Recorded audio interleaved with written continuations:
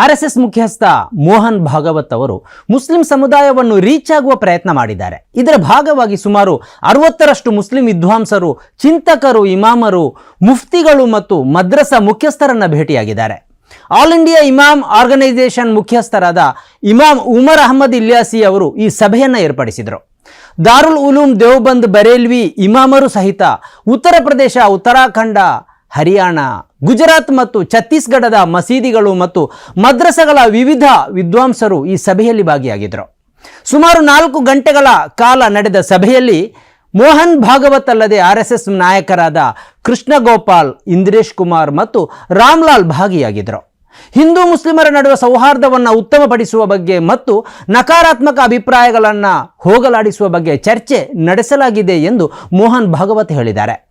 ಹಾಗೆಯೇ ವಕ್ಫ್ ಕಾಯ್ದೆಯ ಬಗ್ಗೆ, ಧಾರ್ಮಿಕ ಹೆಸರನ್ನು ದುರುಪಯೋಗಿಸುವ ಬಗ್ಗೆ, ವೋಟ್ ಬ್ಯಾಂಕ್ ಪೊಲಿಟಿಕ್ಸ್ ಬಗ್ಗೆ, ಮೋಬ್ ಲಿಂಚ್ ಬಗ್ಗೆ, ಹಿಂದೂ ಮತ್ತು ಮುಸ್ಲಿಮರನ್ನು ವಿಭಜಿಸುವುದಕ್ಕೆ ಪೂರಕವಾಗಿ ಸುಳ್ಳು ಸುದ್ದಿಗಳನ್ನು ಸೃಷ್ಟಿಸುವ ಬಗ್ಗೆ ಚರ್ಚಿಸಲಾಗಿದೆ ಎಂದು ಕೂಡ ಈ ಎರಡೂ ಗುಂಪುಗಳು ಹೇಳಿಕೊಂಡಿವೆ.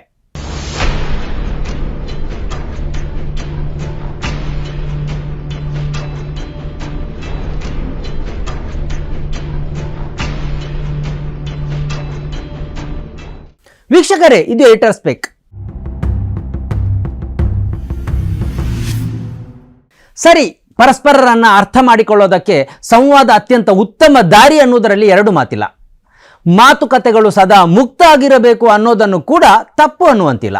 ಆದರೆ ಇದು RSS ಜೊತೆ ನಡೀತಾ ಇರುವ ಮೊದಲ ಮಾತುಕತೆ ಅಲ್ಲ.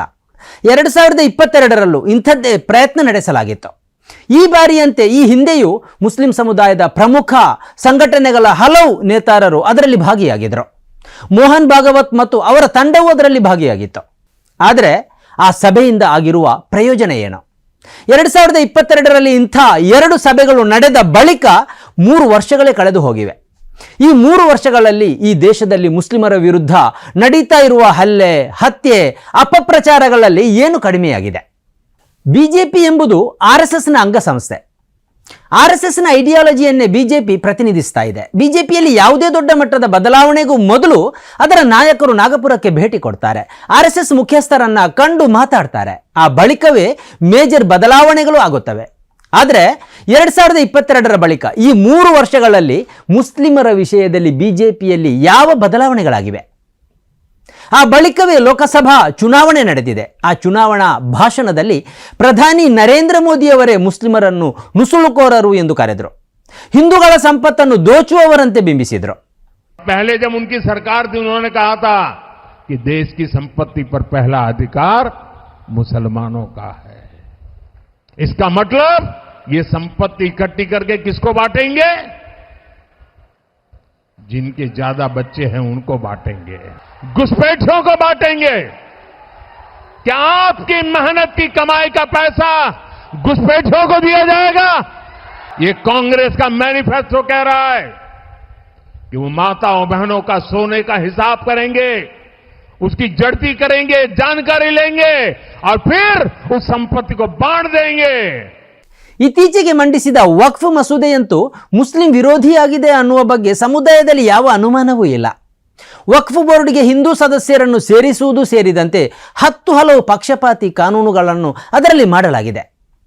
ಅಸ್ಸಾಂನಲ್ಲಿ ಇದೇ ಬಿಜೆಪಿಯ ಮುಖ್ಯಮಂತ್ರಿ ಮುಸ್ಲಿಮರನ್ನು ಗುರಿ ಮಾಡಿ ಒಕ್ಕಲು ಎಬ್ಬಿಸ್ತಾ ಇದ್ದಾರೆ. ಬಾಂಗ್ಲಾದೇಶಿಯರೆಂದು ಹೇಳಿ ಮನೆಗಳನ್ನು ಧ್ವಂಸಗೊಳಿಸ್ತಾ ಇದ್ದಾರೆ.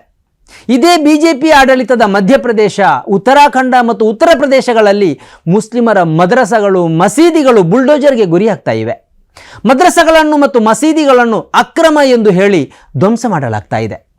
2024ರಲ್ಲಿ ಮತ್ತೆ ನರೇಂದ್ರ ಮೋದಿಯವರು ಅಧಿಕಾರಕ್ಕೆ ಬಂದ ಬಳಿಕವೂ ಸಂಪುಟಕ್ಕೆ ಒಬ್ಬನೇ ಒಬ್ಬ ಮುಸ್ಲಿಮನನ್ನು ಸೇರಿಸಿಕೊಂಡಿಲ್ಲ. ಇದನ್ನು ಸೇರಿಸುವುದಕ್ಕೆ RSSಗೆ ಸಾಧ್ಯವೂ ಆಗಿಲ್ಲ. ಬಿಜೆಪಿಯ ಸಚಿವರು, ಸಂಸದರು ಮತ್ತು ತಳಮಟ್ಟದ ಕಾರ್ಯಕರ್ತರವರೆಗೆ ಮುಸ್ಲಿಂ ವಿರೋಧಿ ಹೇಳಿಕೆಗಳನ್ನು ನಿಲ್ಲಿಸಲು RSSಗೆ ಸಾಧ್ಯ ಆಗಿಲ್ಲ. RSSನ ವಿವಿಧ ಅಂಗಸಂಸ್ಥೆಗಳು ಕೂಡ ಮುಸ್ಲಿಂ ವಿರೋಧಿ ಧೋರಣೆಯನ್ನು ಕೈಬಿಟ್ಟಿಲ್ಲ. ಹೀಗಿರುವಾಗ RSSನ ಈ ಸಭೆಯಲ್ಲಿ ಮುಸ್ಲಿಮರು ವಿಶ್ವಾಸ ತಾಳುವುದಾದರೂ ಹೇಗೆ? ದೇಶದ ನಾಗರಿಕರಲ್ಲಿ ತನ್ನ ಬಗ್ಗೆ ಸದ್ಭಾವನೆಯನ್ನು ಮೂಡಿಸುವ ಉದ್ದೇಶದಿಂದ RSS ನಾಟಕ ಮಾಡ್ತಾ ಇದೆ ಎಂದು ಅವರು ಹೇಳಿದರೆ ಅದನ್ನು ತಿರಸ್ಕರಿಸುವುದು ಹೇಗೆ? ಮುಸ್ಲಿಂ ಸಮುದಾಯದ ಬಗ್ಗೆ RSSಗೆ ನಿಜಕ್ಕೂ ಕಾಳಜಿ ಇದ್ದರೆ ಅದು ತನ್ನ ರಾಜಕೀಯ ಮುಖವಾದ ಬಿಜೆಪಿಯ ಧೋರಣೆಯಲ್ಲಿ ಬದಲಾವಣೆಯನ್ನು ತರಬೇಕು. ಅದರ ಮುಸ್ಲಿಂ ದ್ವೇಷಿ ಧೋರಣೆಯ ವಿರುದ್ಧ ಮಾತಾಡಬೇಕು. ಕೇವಲ ಮಾತು ಮಾತ್ರ ಸಾಲದು, ಪ್ರಾಯೋಗಿಕವಾಗಿ ಅದರ ಮಾತುಗಳು ಅನುಷ್ಠಾನಗೊಂಡಿರುವುದು ಕೂಡ ಈ ದೇಶದ ನಾಗರಿಕರಿಗೆ ಸ್ಪಷ್ಟ ಆಗಬೇಕು. ಆದರೆ RSS ಇಂತಹ ವಿಷಯದಲ್ಲಿ ಆಸಕ್ತಿ ತೋರಿದಂತೆ ಕಾಣಿಸ್ತಾನೇ ಇಲ್ಲ. ಮುಸ್ಲಿಂ ದ್ವೇಷದ ಸರಣಿ ಘಟನೆಗಳು ಈ ದೇಶದಲ್ಲಿ ನಡೀತಾ ಇದ್ರೂ ಅದು ಮಾತಾಡ್ತಾ ಇಲ್ಲ. ಯಾವಾಗಲಾದರೂ ಒಮ್ಮೆ ಹೇಳಿಕೆಯನ್ನು ಕೊಟ್ಟು ಅದು ಮೌನಕ್ಕೆ ಜಾರುತ್ತೆ. ಬಿಜೆಪಿಯನ್ನು ತರಾಟೆಗೂ ಎತ್ತಿಕೊಳ್ತಾ ಇಲ್ಲ. ಅದರ ಮುಸ್ಲಿಂ ವಿರೋಧಿ ಧೋರಣೆಯನ್ನು ವಿಮರ್ಶಿಸ್ತಾನೂ ಇಲ್ಲ. ಹೀಗಿರುತ್ತಾ ಮುಸ್ಲಿಂ ಸಮುದಾಯದ ವಿದ್ವಾಂಸರು, ಚಿಂತಕರು, ಇಮಾಮರು, ಮದ್ರಸಾ ಮುಖಂಡರನ್ನು ಒಟ್ಟು ಸೇರಿಸಿ ಮಾತುಕತೆ ನಡೆಸಿ ಫೋಟೋಗಳನ್ನು ಮಾಧ್ಯಮಗಳಿಗೆ ಬಿಡುಗಡೆಗೊಳಿಸಿದರೆ ಅದರಿಂದ ಮುಸ್ಲಿಂ ಸಮುದಾಯಕ್ಕೆ ಆಗುವ ಲಾಭ ಏನು? ಫೋಟೋದಲ್ಲಿ ಕಾಣುವ ಸದ್ಭಾವನೆ ದೇಶದ ಹಿಂದೂ ಮತ್ತು ಮುಸ್ಲಿಮರಲ್ಲಿ ಕಾಣುವಂತಾಗಬೇಕಾದ್ರೆ RSS ಧೋರಣೆ ಬದಲಾಗಬೇಕು. ಬಿಜೆಪಿಯ ಧೋರಣೆಯನ್ನು ಅದು ಬದಲಿಸಬೇಕು. ತನ್ನ ಅಂಗಸಂಸ್ಥೆಗಳನ್ನು ಅದು ಹದ್ದುಬಸ್ತಿನಲ್ಲಿ ಇಡಬೇಕು. ಅದರ ಮುಸ್ಲಿಂ ವಿರೋಧಿ ಧೋರಣೆಗೆ ಕಡಿವಾಣ ಹಾಕಬೇಕು. ಇಲ್ದಿದ್ರೆ ಇದು 50 ಮಂದಿ ಮುಸ್ಲಿಂ ನಾಯಕರು ಮತ್ತು ಒಂದಿಷ್ಟು RSS ನಾಯಕರ ನಡುವಿನ ಸದ್ಭಾವನೆಯಾಗಬಹುದೇ ಹೊರತು ಈ ದೇಶದ ಹಿಂದೂ ಮತ್ತು ಮುಸ್ಲಿಮರ ನಡುವಿನ ಸದ್ಭಾವನೆಗೆ ಕಾಣಿಕೆಯನ್ನು ಕೊಡಲು ಸಾಧ್ಯವೇ ಇಲ್ಲ.